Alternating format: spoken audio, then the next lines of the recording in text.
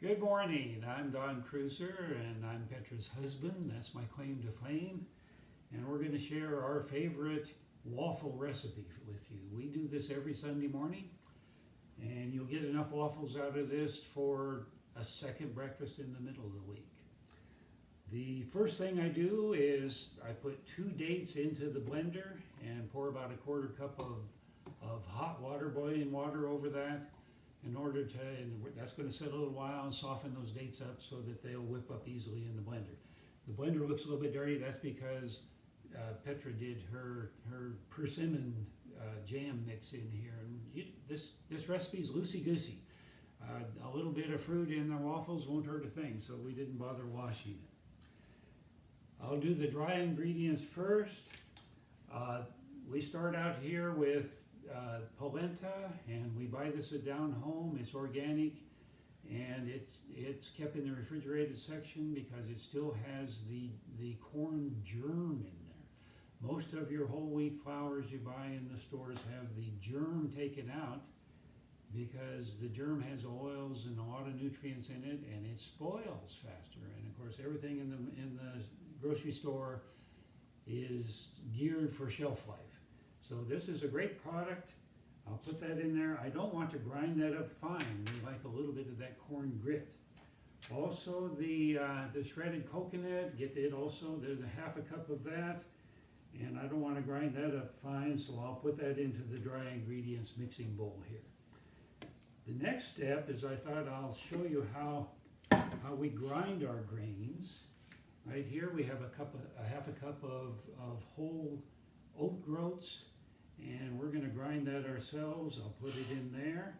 I think the original recipe called for milk. You can switch this around for a variety, use whatever grains you want. The original recipe called for a whole cup of buckwheat, and of course that's sort of a traditional pancake mix, but buckwheat is a little bit heavier, so I cut that down to a 1/2 cup and up the corn.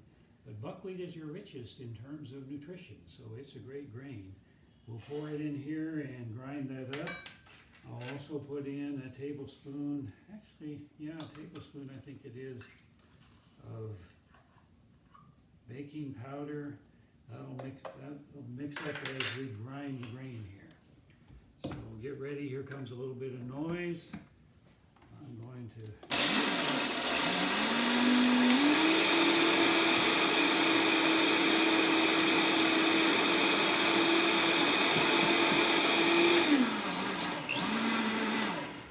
doesn't take very long at all.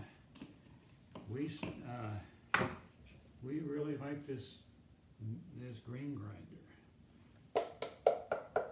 So there's all of my dry ingredients. I'll go ahead and mix that up a little bit because a little later I'm going to add the wet ingredients to it.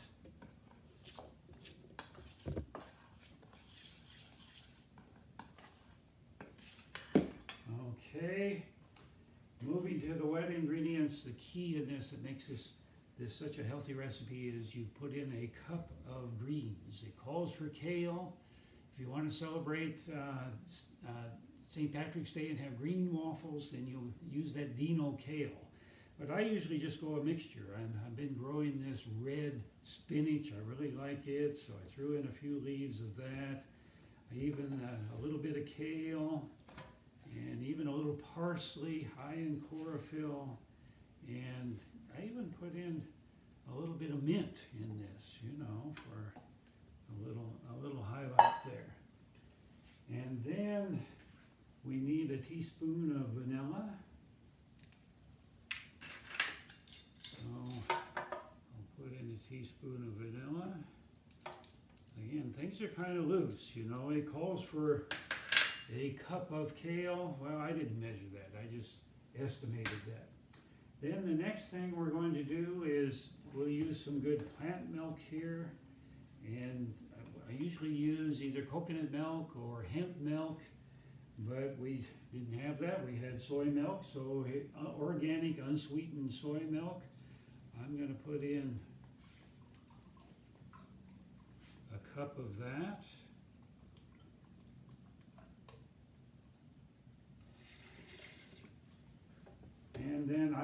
making soy yogurt out of actually sprouted soybeans.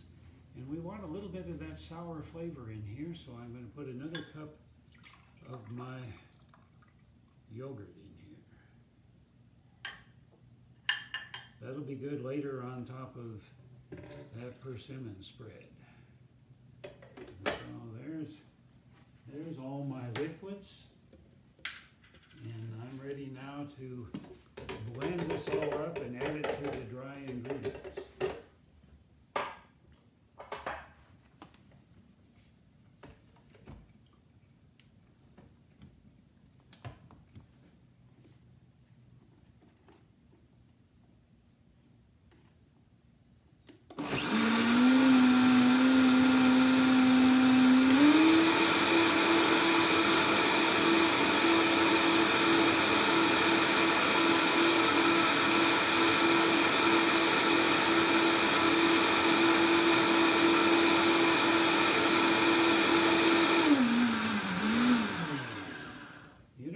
I just remembered that I forgot one of the dry ingredients. We need a binder in here, and we use flax meal for that. And we also have our own little grinder here. This is sort of a coffee grinder type of thing, but it grinds grains. And we put the flax meal in the top and push the button, and I already ground it up earlier, but that grinds up flax meal. And I usually run this through with the grains when I grind them, but it's already ground up real fine, you can see that. And you want a 1/4 cup of that. I'll just estimate it and put it in with our dry ingredients. I'm lucky I remembered that, because that'll soak up quite a bit of our liquid and hold everything together here. Let me mix this a little bit.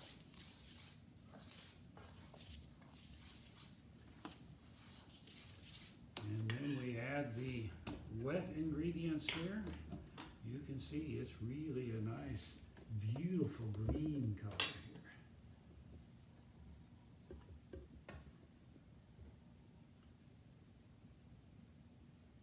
And this will mix up, and it's good to let it set a little bit, because that flax meal takes a little bit more time to soak in the liquids, and that'll thicken it all up.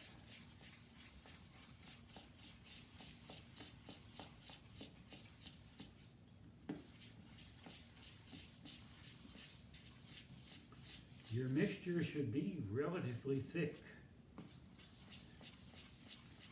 It needs to be thick enough to where you have to spoon it out instead of pour it out. Let me see if I've got a little bit more here.